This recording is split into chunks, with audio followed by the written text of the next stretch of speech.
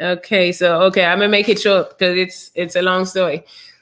Okay, so I was dating this guy when I used to live in DC, so I was dating this guy, and at the time I didn't have my papers, a little illegal over here, and but I wanted a car, so I was working and everything, and then I had so I asked him. I was like, okay, I really want to get this car. So I found like a 3 Series, like a BMW 3 Series, and the car was in New York. So he was like, okay, let's go see the car. We went to see the car, and I had all my paperwork. I had the money from the bank. I had everything with me. And he said, so we get to the dealership. I test drove the car, liked it, and I was like, okay, I want it.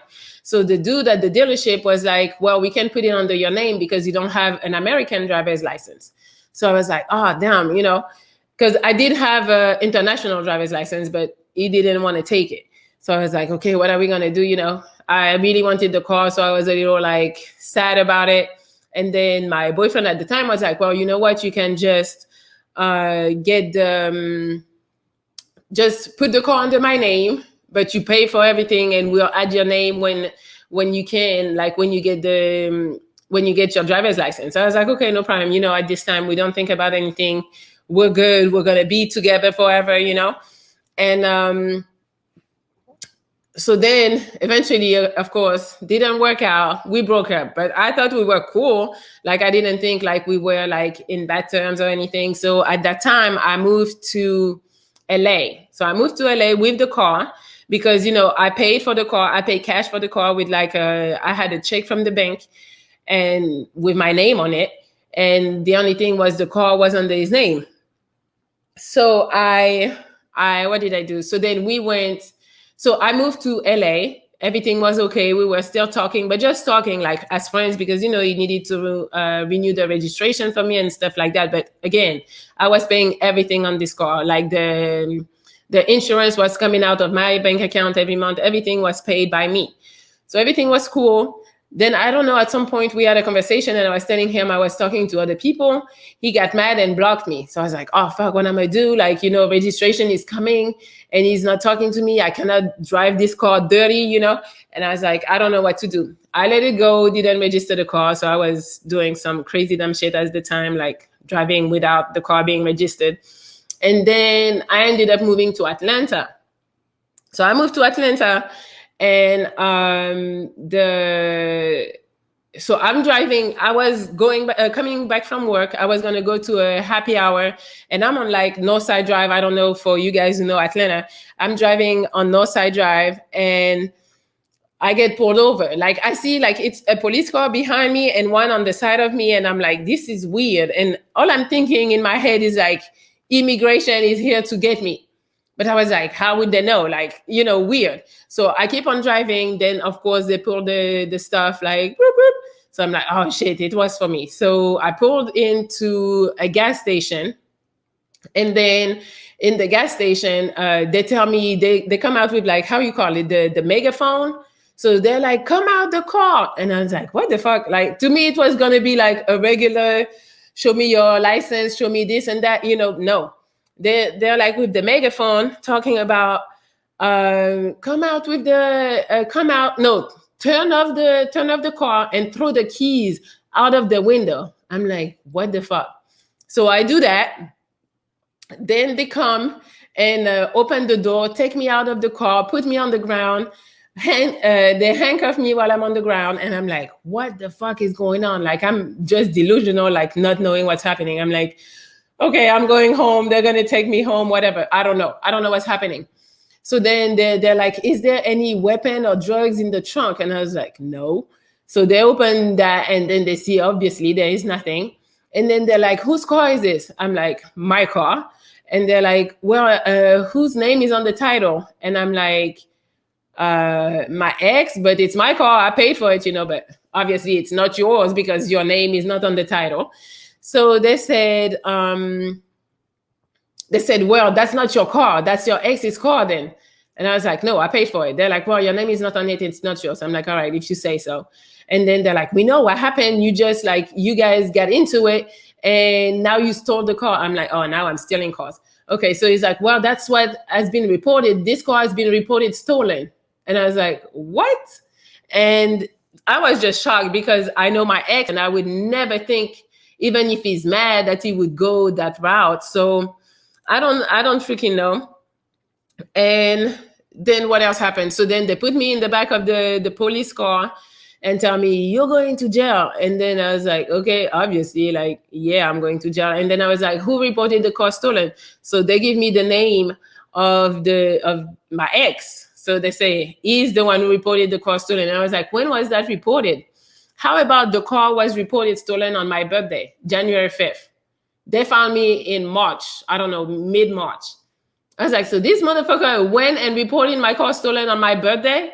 Like, this is crazy. So they just, I don't know if he was hoping that they would find me the day of and that they would take me to jail on my birthday. But I was like, are you fucking serious?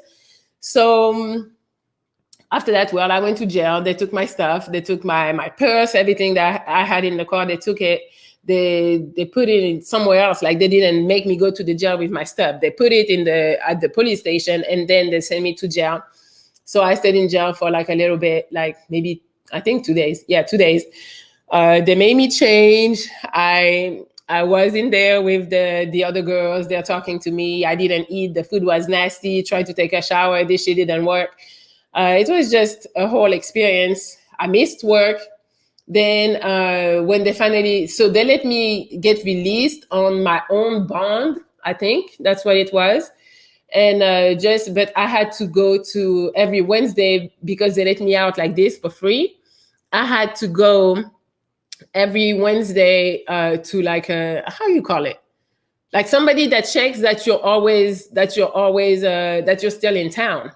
So that's what I had to do every Wednesday because of that situation. And then I went to court. So I went with the public defender, and so pretty much I brought him everything I had. I called because I was like, this shit is not gonna go down like this. So I called who did I call? I called the guy that sold me the car at the BMW dealership in New York, and he was like, oh yeah, I remember you. So he wrote me a letter saying that the car was for me, but because of my driver's license, he put it under somebody else's name, but I paid for it. I still had the check from the bank showing that it was my car, like that I paid for it. What else? I could also pull out all the payment for the car insurance showing that I'm paying. What else I had? Oh, also I was able to get footage of me driving the car, because at the time I was working in a clinic station, and on my birthday I was working. So he reported the car stolen in DC while the car is in fucking Atlanta on the day that he reported it stolen. So I had the footage from Atlantic Station, like the garage, showing that I was actually working with the car. So how could he say that the car was stolen in fucking DC? So I gave all of this to the public defender.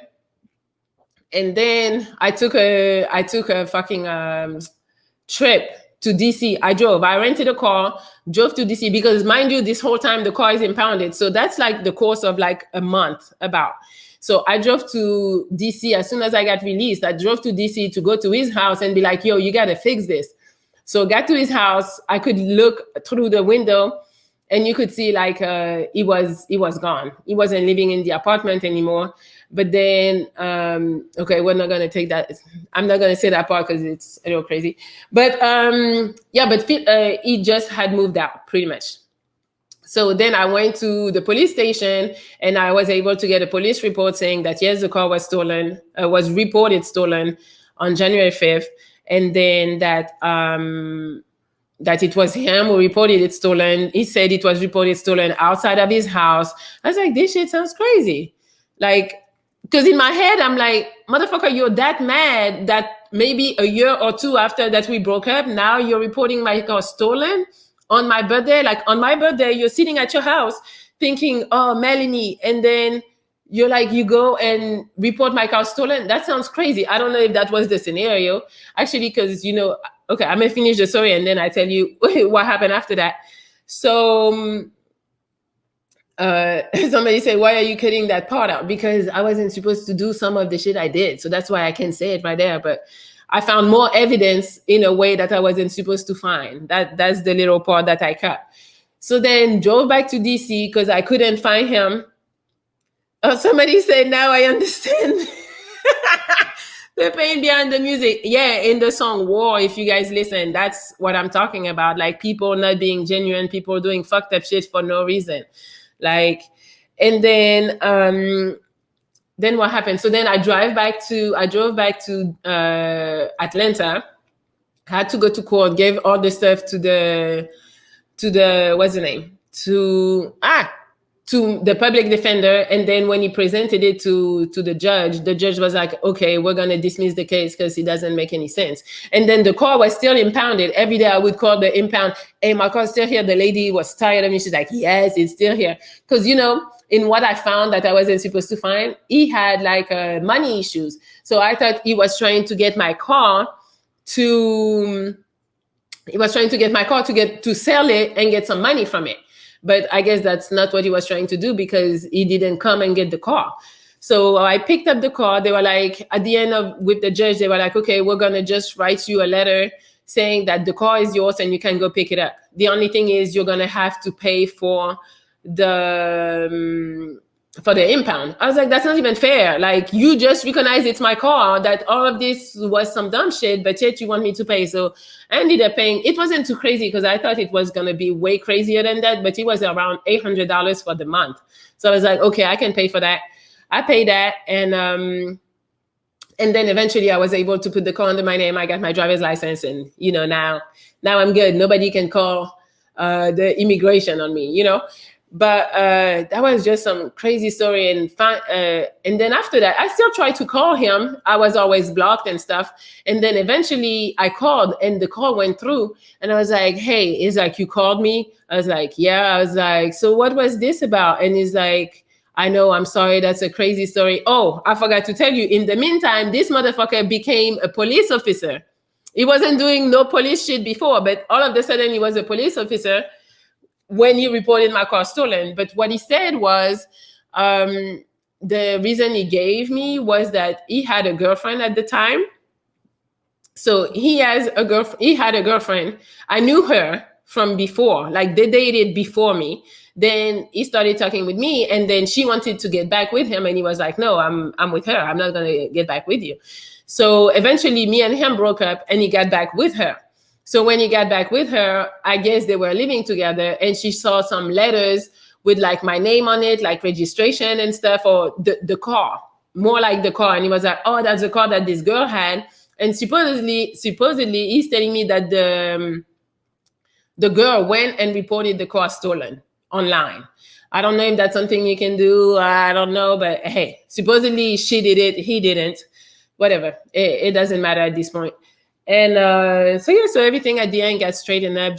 I just spent a few days in jail and spent a little money. So it wasn't too bad, but I was like, yo, you're that mad at me that you're gonna report my car stolen when you know damn well it's my car. That's just one of the crazy stuff. So that's it. That is the my crazy story. I know it was a little long, I'm sorry. But that was the story. Who says that? Damn, Melli, lucky Trump didn't find you. It would have been back to front. No, he didn't find me. I was fine. I like the Melli say, motherfucker. Yeah, I need to stop cursing. I know I don't know if it's you guys who are here right now, but I know like in my videos, I be cursing too much. I be trying to stop a little.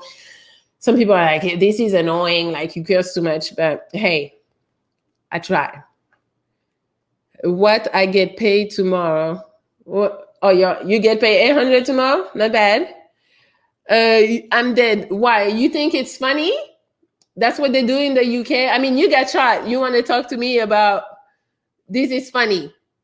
No. Melli raps. Isn't that cool? I rap. Hey. No, he'd have grabbed her in the pussy. You guys stupid.